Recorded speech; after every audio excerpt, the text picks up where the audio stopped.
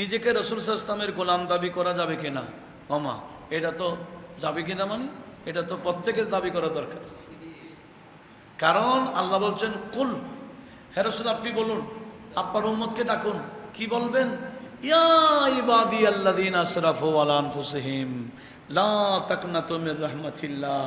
রাসূল আপনি ডাকবেন আপনার উম্মতকে, কি বলে ডাকবেন? ইয়া ইবাদি, হে আমার গোলামেরা। নবীজিকে আল্লাহ বলছেন আপনি উম্মতকে আমার গোলামরা বলে ডাকবেন। সেখানে আমরা নবীর গোলাম নয় কি? হ্যাঁ, হযরত সফিনা নবীর গোলাম পরিচয় দিয়ে বাঘের সামনে বা সিংহের সামনে থেকে বাঁচে গেছে। এটা মেশকাত বাবুল কেরামতের হাদিস, শারহে সুন্নাহর হাদিস। কি বাঘ এসে সিংহ এসে দাঁড়িয়ে গেছে, ওনাকে খাবে। সফিনা বলে আমাকে খাবে, আগে আমার অ্যাড্রেস শুনো, আমি কে, আমার পরিচয়টা শুনে নাও। আনা মাওলা রাসূলুল্লাহ সাল্লাল্লাহু আলাইহি ওয়াসাল্লাম, আমি নবী পাকের গোলাম।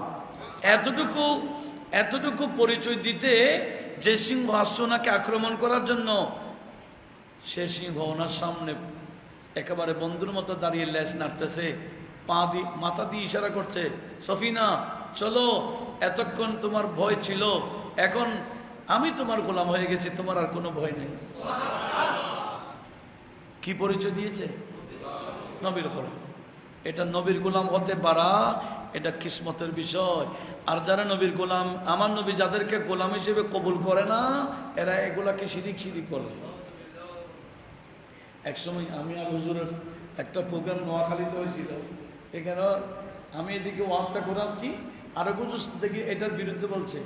আমি সোজা যখন সামনে গেছি, ওমাতে গিয়েছে ওয়াজ পাল্টে গেছে, হুজুর ছিল। এটা না হলে 10 বছর পর হুজুর আর আগে অনেক আগে। এরা নবীজির গোলাম এটা মানতে রাজি না।